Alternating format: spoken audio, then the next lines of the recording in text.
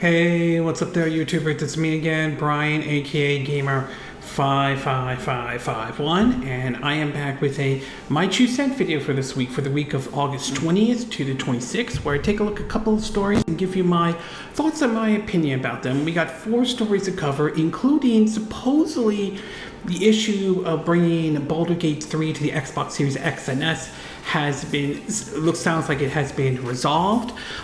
We do seem to have an update with the Microsoft and Activision Blizzard deal, as it seems that it also involves Ubisoft to a certain degree.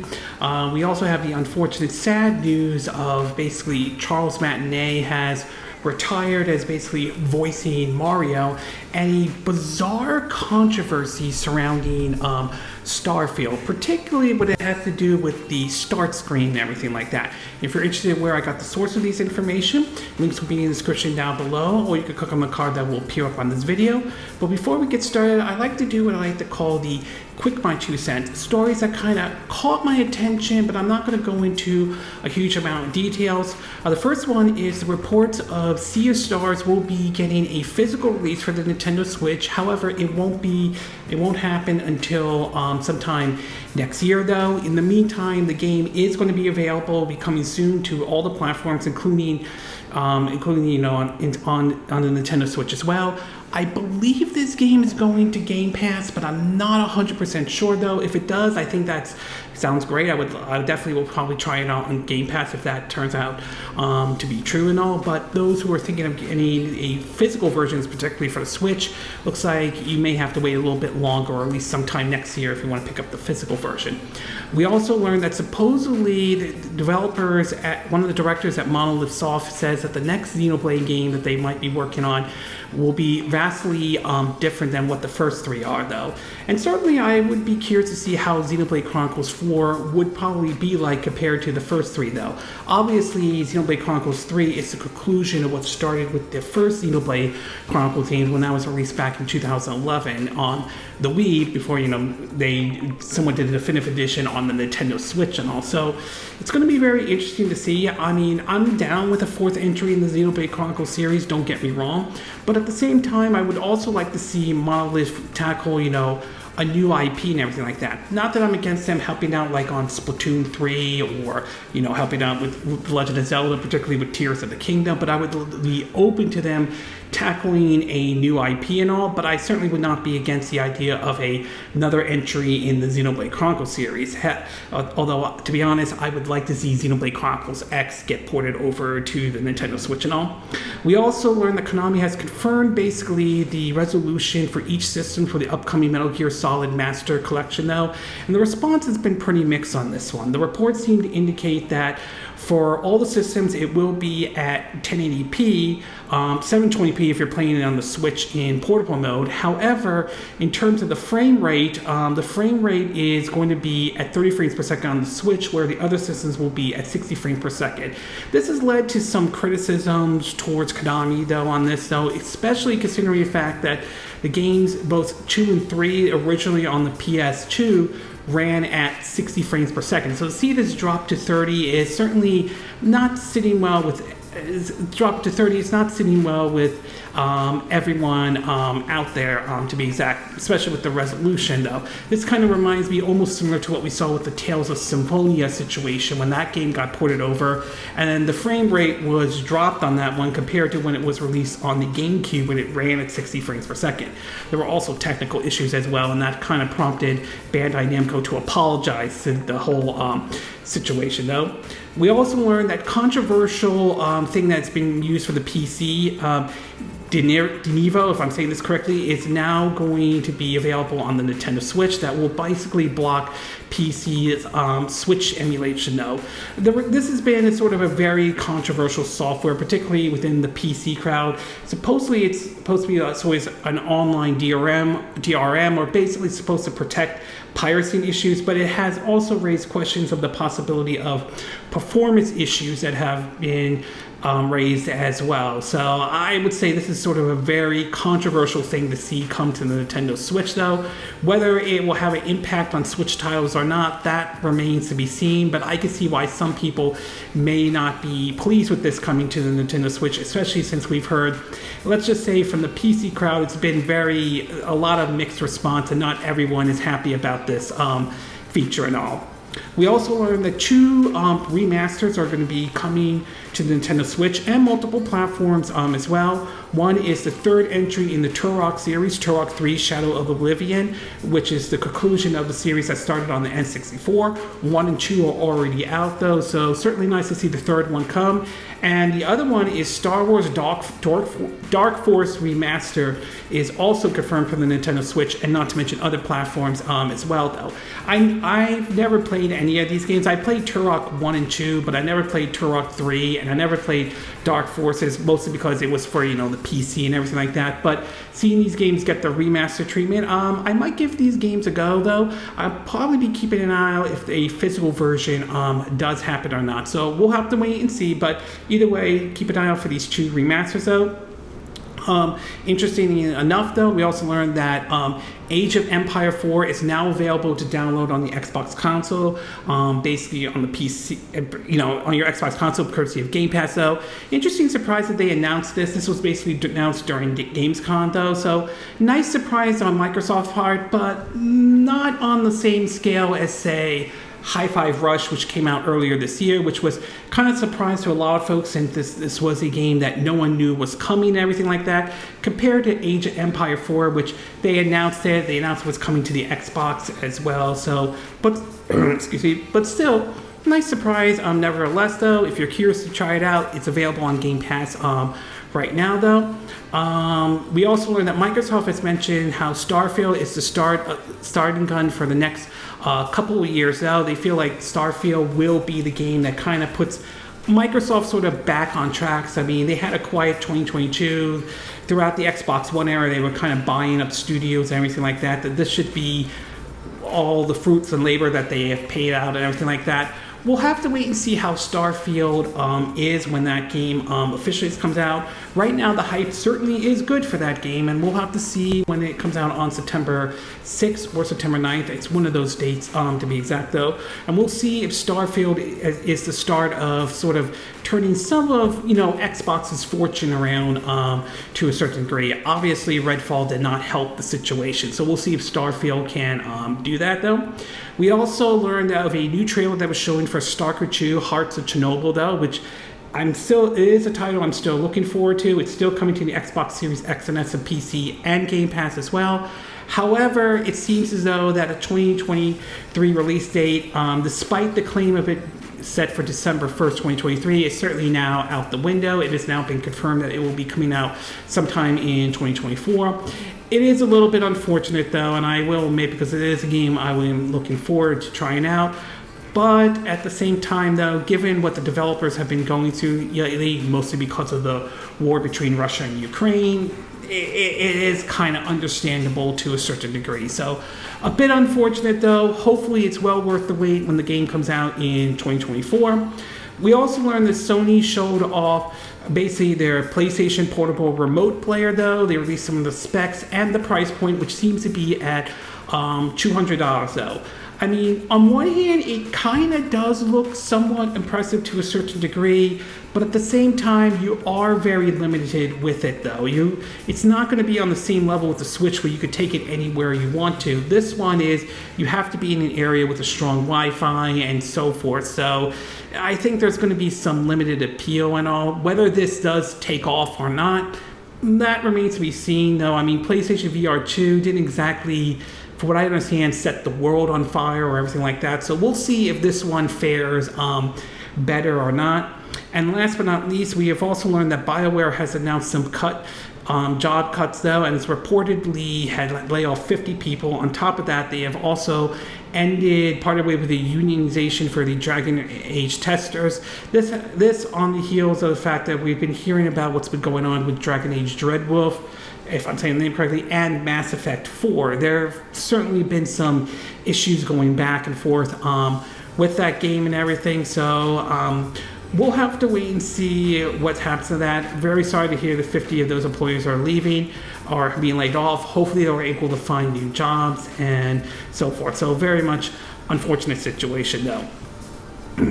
And in our movie and TV show part of the Quick My 2 Cent, we also learned where the Amazon's Fallout TV show is coming in 2024, and supposedly it will be taking place in Los Angeles though. So I'm very curious to see how this show is going to play out though. We've seen TVs and movies based off of video games, and there have been some hits and misses along the way. So we'll see how well this one does, and it'll be very interesting if they make any mentions of maybe stuff in any of the previous Fallout games, especially maybe New Vegas. Maybe they'll mention, you know, the Republic of California, you know, Caesar's Legion, if I'm saying those names correctly. So we'll see if there's any mentions of some of the stuff from the other Fallout games, so to be exact.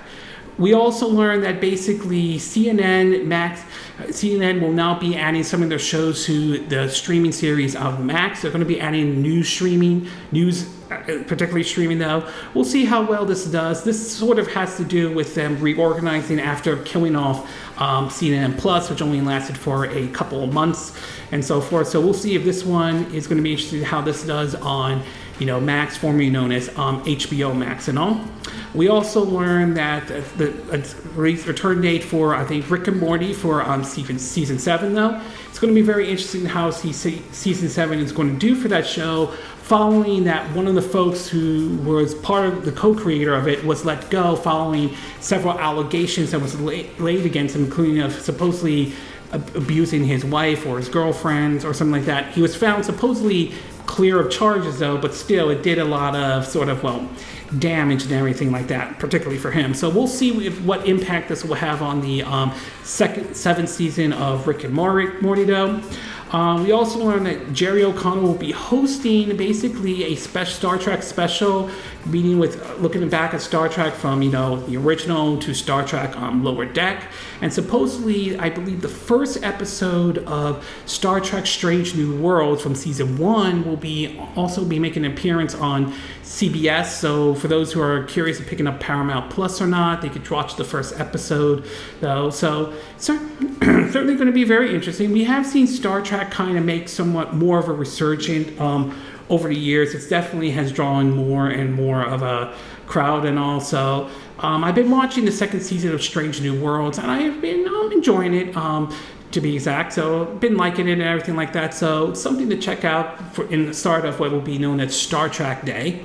We also learned that the box office for Barbie has sort of overtaken the Mario movie, at least in terms of, you know, making a certain amount of money, to be exact though. So obviously, despite me having no interest in this movie whatsoever, not to mention the whole Barbieheimer mania thing that was going on though, the movie seems to be doing very well at the box office, especially considering who they are targeting with this movie, to be exact though. So obviously it's doing very well. I'm sure Warner Brothers is pretty happy about this. And unfortunately, in sad news for Warner Brothers, it seems as though Dune Part 2, that was originally supposed to come out in November, has now been pushed back into 2024. This all has to do with the actors and writers' strike that's been paralyzing Hollywood, that's been going on right now.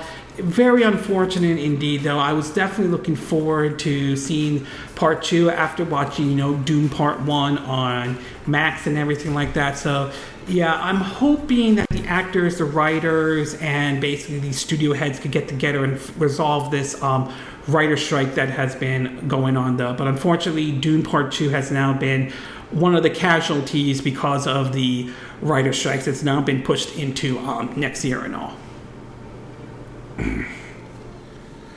Okay, with the Quick My 2 Cent part and the movie TV show part now done, we'll get started with our first story, and this one has to do with Starfield, particularly a odd and honestly, in my opinion, unnecessary controversy that seemed to have kind of emerged before before the game has officially come out and everything. Now, Starfield is definitely one of the games that I think a lot of people are looking forward to. It's been waiting for a while for this game comes out. It's a new title from Bethesda that has been in development for a while now. I'm very curious to see how this game's going to play out. I plan to get it on Game Pass through via, my Xbox Series S and everything. And we'll see how this game does, whether it plays well or not, whether it has the typical Bethesda bugs and glitches, or those issues have been stamped out, and whether or not the game can learn from the mistakes that we saw with what happened when Redfall had launched and everything like that. But one controversy kind of has sort of caught people's attention, to be exact, though. And while there has been some controversies here and there that we've seen with Starfield, some of them can be sort of blown way out of proportion. And this one, I kind of see is definitely being blown way out of proportion. This has to do with a screenshot of the title screen that has come out for it, though. It looks, fine, simple, and everything like that, though. Is it an iconic title screen? If you were to ask me, I would say the answer is no. I wouldn't put it on the same league as, say, the opening for Super Mario Bros. 3, which had, the whole opera scene, how the curtains rise and sort of everything like that, to, Super Mario 64 with the first time seeing Mario in 3D, or, Majora's Mask and Ocarina of Time, how their title screen and opening where you had Link riding through Hyrule to look up Clock Town and everything, or even the title screen for, the Arkham series, to be exact. But just because it's not fancy or anything like that, doesn't mean that the game's going to be bad or anything like that. Well, this one former developer who worked at Blizzard, though, basically chimed in on the situation, and this caused a lot of criticism online, to the point that even even one of the employees at Bethesda, Pete Hines, had to weigh in on this, though. In an article from Video Game Chronicles, it reads that, quote, former World of Warcraft director Mark Kern tweeted a screenshot of the Starfield title screen on Saturday and suggested that enough time has been spent on it. The start screen of a game can reveal a lot about how rushed the team was and how much pride they took in their work, Ken wrote, though. Starfield's screen either shows hastily shipping deadline by a passionate team over work or a team that didn't care. He went on, start screens are often done at the very end of development. Teams are too busy making the core game. It's quite common for the start screen to completely change once a game is shipped or patch 0. Teams take their pride, want to put a good face forward, and will often redo these just prior to the game going live. Ken's comment attracted criticism, noticeably from Bethesda's head of publishing, Pete Hine, who refuted Ken's suggestion that the title screen meant that the team either didn't care or was too rushed to compete it, though. Here's what he had to say, quote, or they designed what they wanted, and that's been our menu for years and was one of the first things we settled on, Hines replied. Having an opinion is one thing. Questioning out a developer's care because you would have done it differently is highly unprofessional, coming from another, quote, dev, though. It is also worth pointing out the developer who made the criticism supposedly worked on a game called, I think it was either Fire Force or Firewall or something like that, and he was fired from the studio that he formed to help make this game, mostly because of issues that he was running in with his staff or anything like that. I would have to say I kind of have to agree with Pete Hines on this one. I think this is ridiculous, to be exact, though. As I mentioned before, I pointed out some of the titles like Mario Bros. 3, Mario 64, Ocarina of Time, and Majora's Mask and the Batman Arkham series that have, unique or iconic title screens. But just because a game doesn't have a unique or iconic title screen doesn't automatically mean the game's going to be awful or bad. I mean, I've seen this example before, and it's true. I mean, look at, say, last year's 2022 Game of the Year, Elden Ring. I mean, yes, the title screen isn't anything special or anything like that. It's not unique or anything like that. But while it may not have a glorious title screen or anything like that, the game was far from being awful or anything like that. Yes, it is a Souls-like game. Not everyone's going to like Souls-like game, but by no means was the game terrible or anything like that. So I think it's a little ridiculous that this is even a controversy to even begin with, to be exact, though. And honestly, I'm not bothered with what the title screen for Starfield looks like. I'm more concerned about how the game's going to play, what be playable day one? Will it work? Will it function? And whether the game is fun or not, or whether Bethesda shake up the formula that Bethesda is known for their games, from Oblivion to Skyrim to the Fallout series. So I am very curious to see how the game is going to play, but I do think the whole title screen thing controversy is absolutely ridiculous, and I don't know why this was even a controversy to begin with in the first place. So overall, I would say this was a dumb controversy. To be exact, though, a title screen doesn't automatically indicate whether your game is going to be good or bad or anything like that, though. So, I mean, like I said, it's going to come down to how the game is going to play and whether or not it clicks with people or not. But I seriously doubt a title screen has anything to tell whether a game is whether developers were lazy or not, or whether the game's going to be bad or not. So, honestly, I do kind of agree. This was really a bad take to begin with, though. Okay, we're going to take a quick break, and when we get back, we'll get to part 2. And this one has to do with the unfortunate news that Charles Martinet, who voiced Mario, is unfortunately, it looks like he is stepping away from voicing Mario and will act more like an ambassador to that character. So we'll take a quick break, and we will be right back.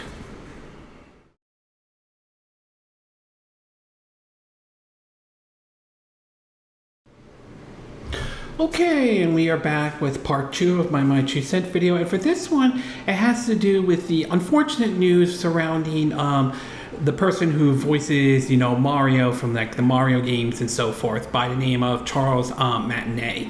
And that's a name that a lot of Nintendo fans have remember hearing, though. Supposedly he has voiced Mario for a long time, maybe as far back as I think it's 1991. But for some of us like my generation, may remember him when the first time we heard Mario, when we played Super Mario 64, the launch title for the Nintendo 64 back in 1996. And since then, he has voiced Mario ever since then, though, from his, wahoo or mamma mia, and, that very iconic voice that Mario is well known for, though. And when the Mario movie was announced and then eventually hit theaters this year, though, there was concerns about the possibility of Chris Pratt voicing Mario, as some were not 100% sold on the idea, though, especially not having Charles Martinet, although it was later reported that he would be playing several specific roles. We later learned that it would be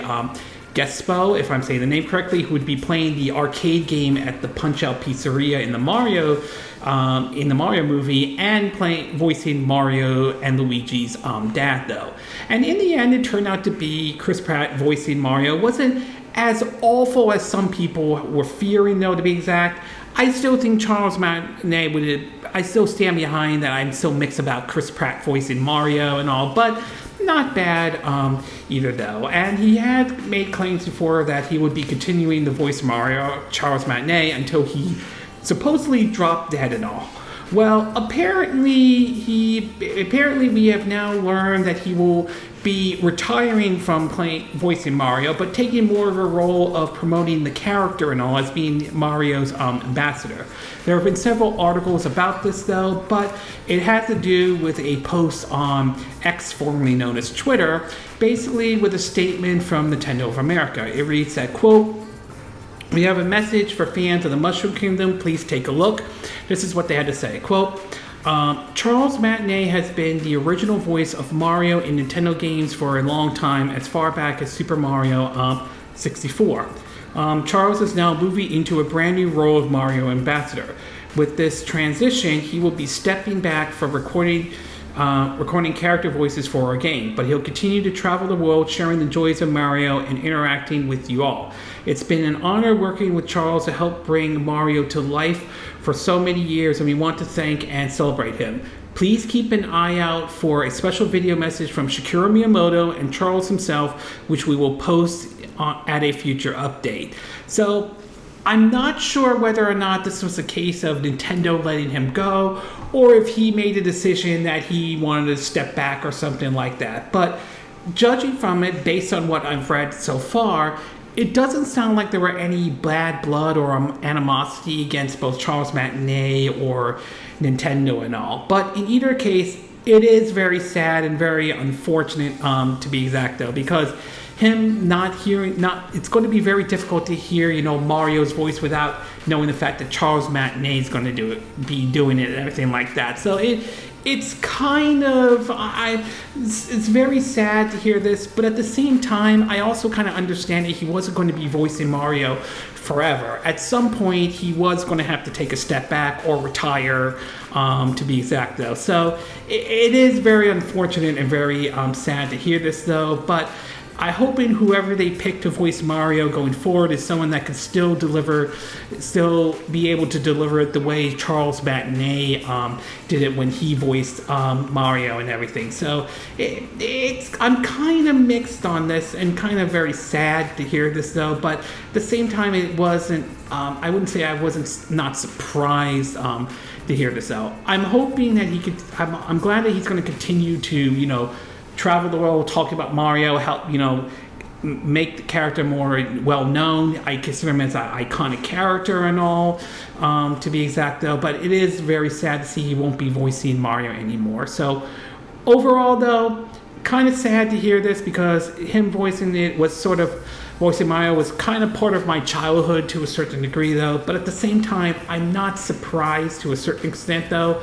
I hope that this is both done on good terms between Charles Martinet and Nintendo. So hopefully whoever the next person voicing Mario can do a good job with it, though. And it'll be interesting to see how Charles Martinet acts as, ambassador for Mario and try to help promote this iconic, video game character and so forth, though. Okay, we're going to take a quick break. When we get back, we'll get to part 3. And this one has to do with a interesting approach that Microsoft is doing in regards of the Activision Blizzard deal, at least trying to close the deal in the UK. And it does seem to involve Ubisoft in a way. So we'll take a quick break and we will be right back.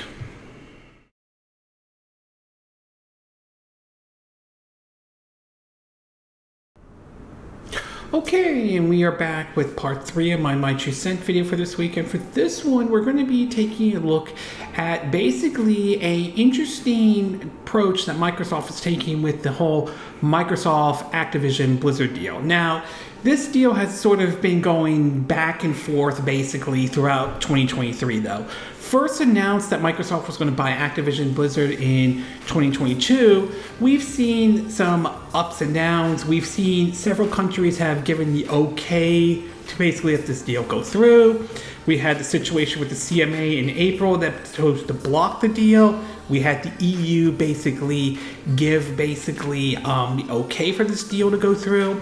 We saw this went with the FTC over to the court, to an FTC judge that ruled in favor of Microsoft, which then later prompted the CMA to reevaluate their decision and everything like that. So this has been sort of a roller coaster going back and forth, and I think a lot of us would like to see this come to the conclusion once and for all, though. And of course, what was supposed to be their July deadline, the shareholders of both, or basically folks at Activision Blizzard and Microsoft, have agreed to extend the deadline to basically try to see if they can iron out basically anything with the CMA and everything like that.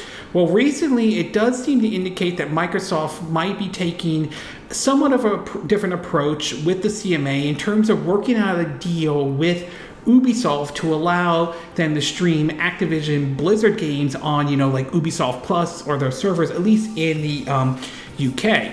From an article from The Verge written by Tom Warren, it says, quote, Microsoft is restructuring its proposed Activision Blizzard deal to transfer cloud gaming rights for current and new Activision Blizzard games to Ubisoft. The transfer of rights is designed to appeal to regulators in the UK that are concerned about the impact of Microsoft's proposed $68.7 billion deal will have on cloud gaming competition. The reconstruction deal has triggered a new regulatory investigation in the UK that could last until October 18th.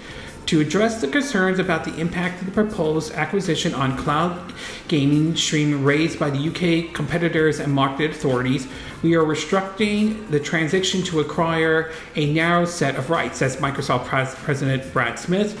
This includes executing an agreement effectively at the closing of our merger that transfer the cloud streaming rights for all current and new Activision Blizzard PC and console gamers released over the next 15 years to Ubisoft Entertainment SA, a leading global game publisher. The rights will be in preparatory, if I'm saying the name correctly though. They're saying this reconstruction deal means that if Microsoft does close its proposed acquisition, then it will not be able to release Activision Blizzard games exclusively on Xbox Cloud Gaming. Microsoft won't be able to exclusively control the licensing term of Activision Blizzard game on rival services either. Instead, Ubisoft will control the streaming rights to Activision Blizzard games outside the EU and license titles back to Microsoft to be included in Xbox Cloud Gaming. Ubisoft will compensate Microsoft for the cloud streaming rights to Activision Blizzard games through a one-off payment and through a market-based wholesale price mechanics, including an option that supports pricing based on usage, explained Smith. It will also give Ubisoft the opportunity to offer Activision Blizzard games to cloud gaming service running non-Windows operation systems, though. It said that, quote, another part of the deal that says that, quote, the reconstruction transaction won't affect Microsoft's obligation to the European Commission, though. Microsoft has made several cloud gaming deals and EU regulators approved the Activision Blizzard deal thanks to a free licensing to consumers in EU countries that would allow them to stream via any cloud gaming streaming service of their choice all current and future Activision Blizzard PC console games they have license for. The agreement with Ubisoft has been structured so that Microsoft still acquires the rights needed to honor the full its legal obligation under its commitment to the European Commission, as well as its existing contract obligation to other cloud gaming streaming service providers, including NVIDIA, Boosteroid, Urbis, and Nowhere, said Smith. Although supposedly the EU is going to look into this supposedly reconstruction deal or something like that. The CMA will now assert the rework deal over the coming weeks and deliver a decision by the October 18th deadline. This is not a green light. We will carefully and objectively assert the details of the reconstruction deal and its portent on competition, including in light of third-party comments, said Chief Executive of the CMA. Our goal has not changed. Any further decision on this new deal will ensure that the growing cloud gaming market continues to benefit from an open and effective competition driving innovation and choices, though. In an internal memo to Microsoft employees, Xbox Chief Phil Spencer praised Sarah Bond, head of Xbox Creator Experience, for her exceptional leadership during the regulatory process. Spencer also expects the CMA review procedure to be completed before the new deal deadline on October 18th. So this is going to be very interesting to see how this plays out and whether or not this sways the CMA or not, to be exact, though. If the CMA says no to this, though, and there's always the realm of possibility they could, I do wonder if this means Microsoft and Activision Blizzard may decide, you know what, let's just close the deal and be done with it, though. The hell with the CMA and everything like that. So, although I have been reading several posts, including from Floss Patton or Florence Miller, who it does seem to indicate, or at least this is how I'm reading it, though, that it seems like this might please the CMA in terms of what Microsoft and Activision Blizzard would be doing. Again, we'll have to wait and see. Maybe they'll make a decision before the October 18th deadline, where supposedly either Microsoft closes deal or walks away or something like that. So we'll see what basically happens, though. But we'll see if this new deal basically finally appeals to the CMA or not. So overall, though, very interesting turn that Microsoft is taking in terms of now working with Ubisoft to stream Activision Blizzard games, though. Whether or not this will appeal to the CMA or not, that, however, remains to be seen at this time. Okay, we're going to take a quick break, and when we get back, we'll get to our fourth and final part, and this one has to do with Baldur Gates 3. Supposedly, they may have found a way to finally bring the game to the Xbox Series X and S, though, and this includes cutting a certain feature that's going to be in the Series X and basically the PS5. So we'll take a quick break and we will be right back.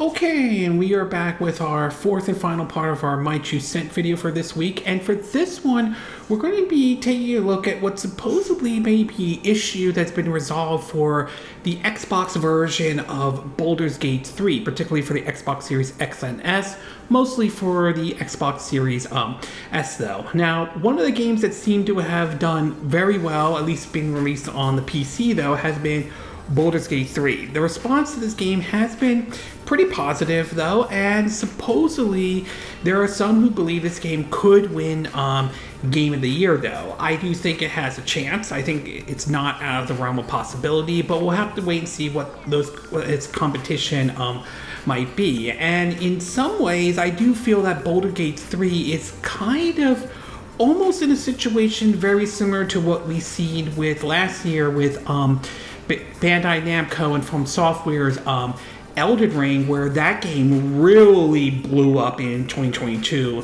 and all. So, but one of the versions of the game that has seemed to have run into it has been for the Xbox Series X and S, mainly for the Xbox Series S. While the game is still scheduled to come out to the PS5, it remains to be seen with the Xbox version.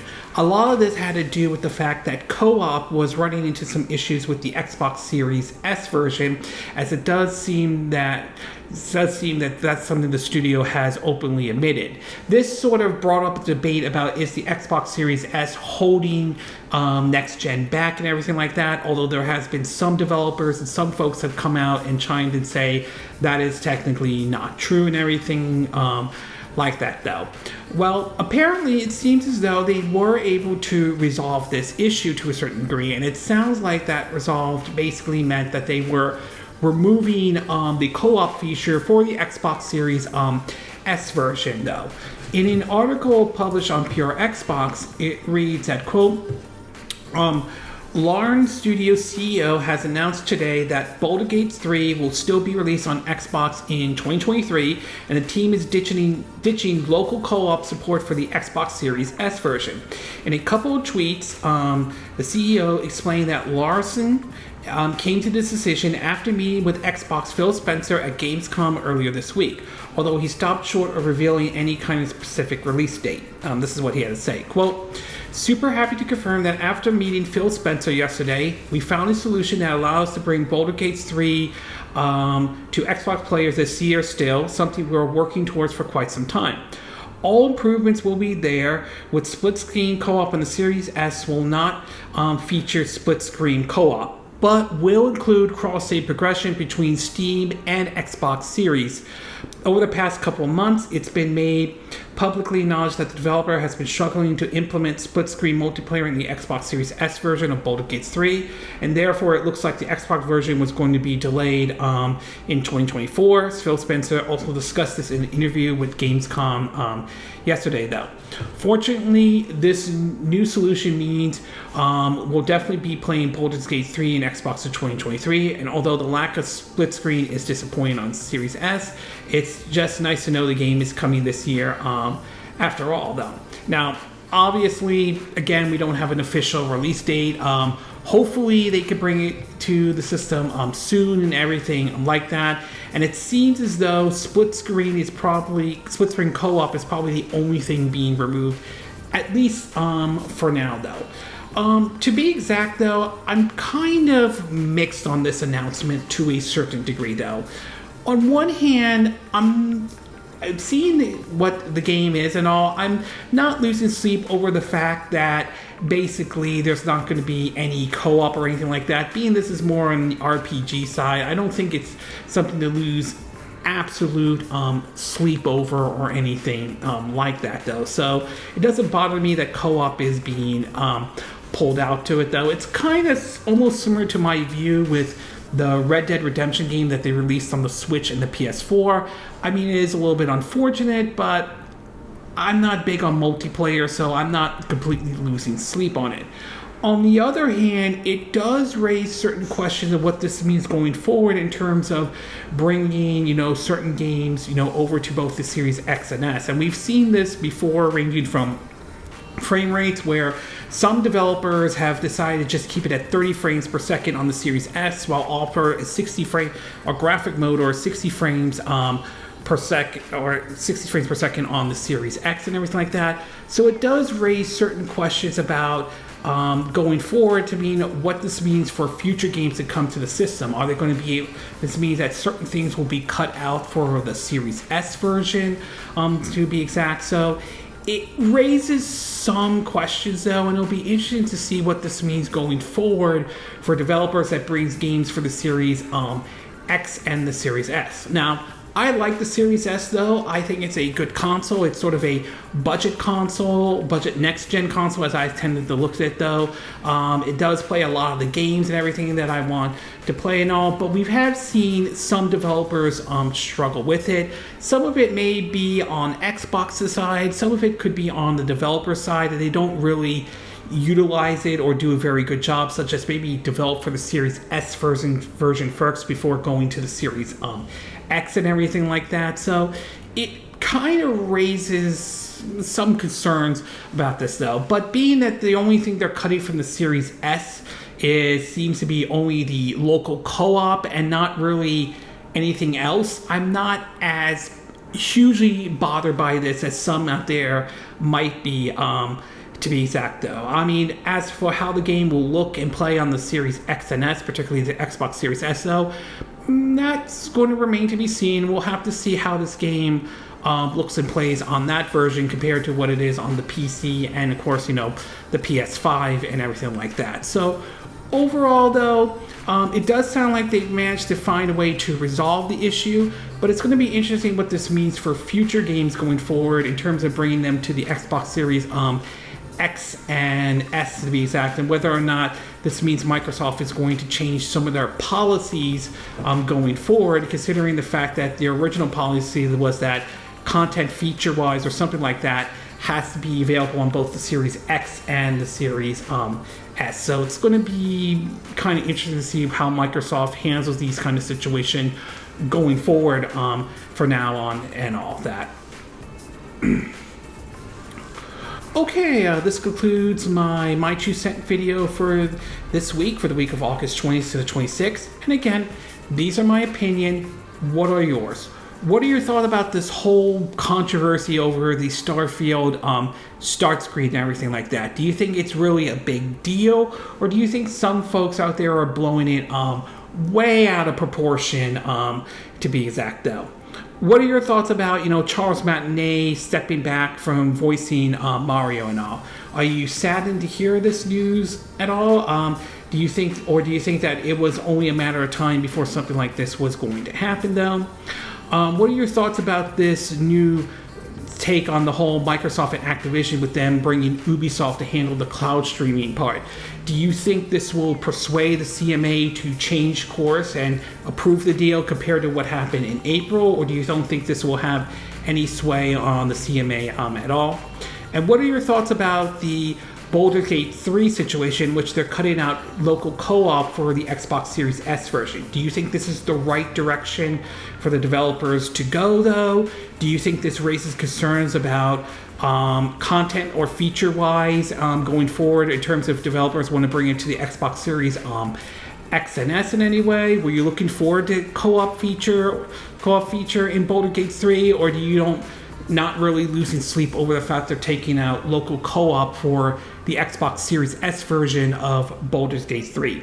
Do you agree with what I said in this video? Do you disagree? Do you have a difference of opinion? As always, sound off on the comment section below. Let me know what you think. And if you do like this video, I hope you hit the like button. I would appreciate it. And I hope you do subscribe to my YouTube channel. If you do, make sure you hit the bell icon for notifications of any new videos I put up. Also, feel free to share this video if you want to, and feel free to donate to my channel if you like. You could do it through PayPal Me, Patreon, or Steamlabs. Links will be in the description of this video, assuming you're watching this on YouTube. And I will see you again next time when I do another video. Hopefully that'll be soon. Until then, from Southern California, I wish you all a good day then. Bye!